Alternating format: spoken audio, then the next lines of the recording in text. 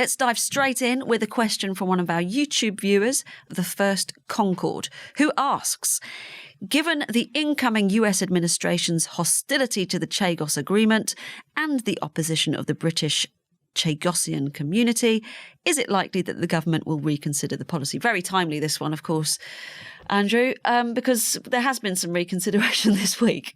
Yes, and I hope the answer is yes to that, because I can understand there's a big push from the International Court, of course represented on it are both China and Russia, about our legal right to these islands. And, in terms of the final parts of decolonization, it's an important subject. I can understand the legal issues. Nonetheless, I think if the incoming administration in the US is very against it, it is their airbase.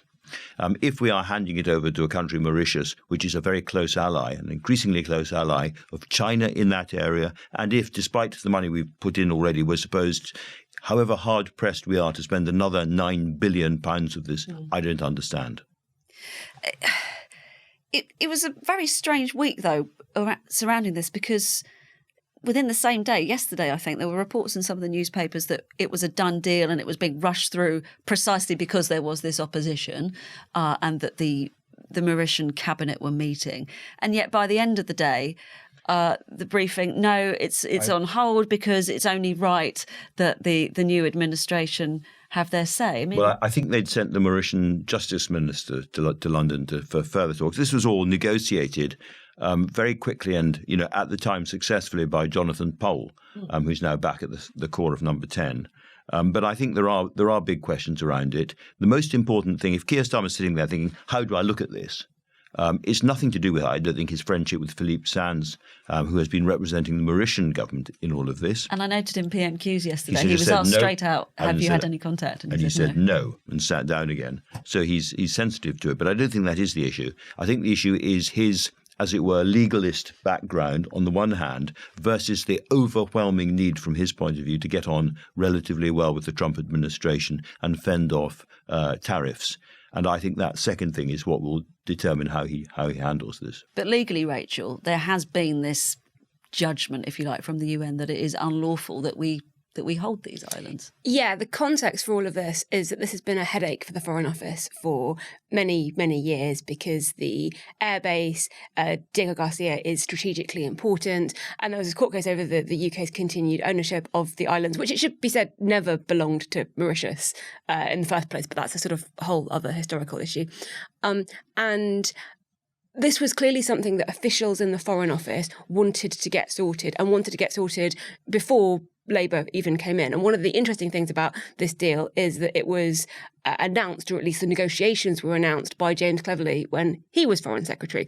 It's very amusing when the deal was announced by Labour in the midst of the Tory leadership contest, James Cleverly coming out and going, it's weak, and people pointing out that you started it. So I think this is partly a case of Foreign Office officials, not necessarily with a political agenda, but who obviously have their own view on diplomacy, international governance, international law, approaching a new foreign secretary, whether that is James Cleverly or David Lammy, and saying, this is a headache, there's been this court judgment, we need to get some kind of deal done, we advise this, and the new foreign secretary going, yeah, okay. And it's interesting to me that when David Cameron replaced James Cleverly as foreign secretary, he halted the negotiations. So I think there's possibly something here about experience, about new ministers. I mean, most people, I think, before this row came out, wouldn't have been able to point to the Chagos Islands on a map.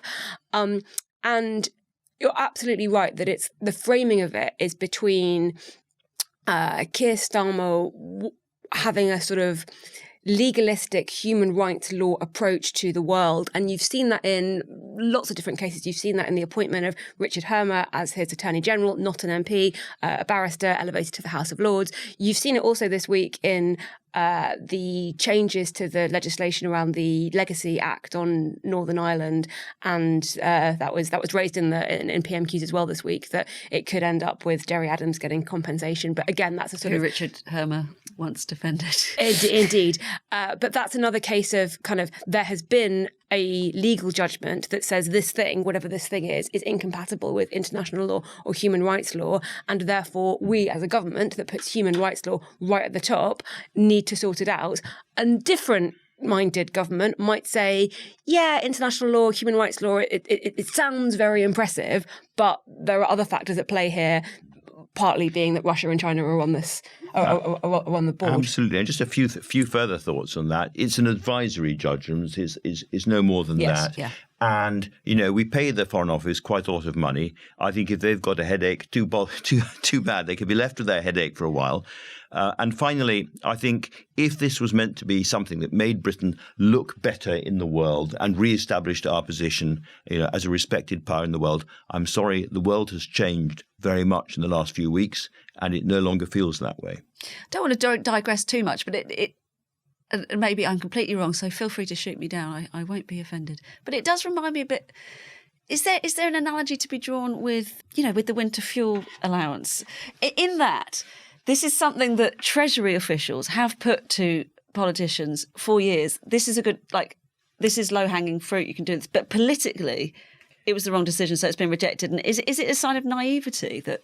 Okay, you could tell from my expression I was just preparing to shoot you down. But actually, I think you're right. I think there is an element of official Britain handing a new government propositions and the new government not looking at them hard enough or politically enough. Because the other really important thing about this, of course, for any social democrat or progressive politician is what do the Chagos Islanders themselves think? Many of them, they think different things is the first thing. There's no one voice. But many of them are highly suspicious of Mauritius, don't like Mauritius, don't want to be owned by Mauritius, and don't see why, living in Kent or Wolverhampton as they are at the moment, they should be suddenly plucked by a British government and taken from one jurisdiction and made Mauritian. It does seem wrong. Well, and Mauritius has a law that says that saying that the Chagos Islands are independent or not part of Mauritius is against the law. So many of those who are the Chagos Islanders who are living here in the UK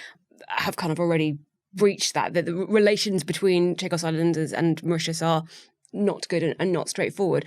On the Trump point, when the deal was initially announced, which was before Mauritius had its election and it got a new government that then wanted more money and better terms, there was very, very clear attitude from the government, the reporting, the kind of briefing, that this was something that the US security community wanted because it would secure this airbase for 99 years, and that it wasn't the UK going against what the US wanted. Biden was in favour. Biden was in favour, and the US security community kind of as a whole wanted this issue sorted. So you could see that as and again, this was before the US election as well, when we didn't know who was going to be president. You could see this as the Starmer government wanting to kind of do something early on that would get the Americans on side. Now, Mauritius government has changed. Trump is coming in as president and has been very sort of dismissive of this deal, although there are reports that if he saw the kind of full context as president, maybe he might have a different view. But I think halting it now because you don't want to upset the incoming American administration when part of the point was to get the Americans on side makes sense. And that's one reason why it's been slowed down or halted. I mean, Andrew, just taking us back to this question, is it likely that they're going to is it likely that the government will reconsider the policy? They kind of are, but with the known opposition to this deal from incoming Secretary of State Marco Rubio, who said it's going to be a threat to security. Do you think it's going to happen? I think it's not going to happen, but I think there are no good options. I think going ahead with it will infuriate Washington. I still haven't heard a very lucid explanation from anyone in government why, at a time we don't have enough money for anything, including for welfare and all the rest of it, we're spending £9 billion to hand over the Chagos Islands. And so I think it'd be very unpopular if it went ahead. I think it'll look weak and craven if they give in to the Trump administration. So I'm afraid it's one of those issues where if I was sitting in the Foreign Office, I'd probably, close my eyes and stab a pen down a bit of paper to decide what to do.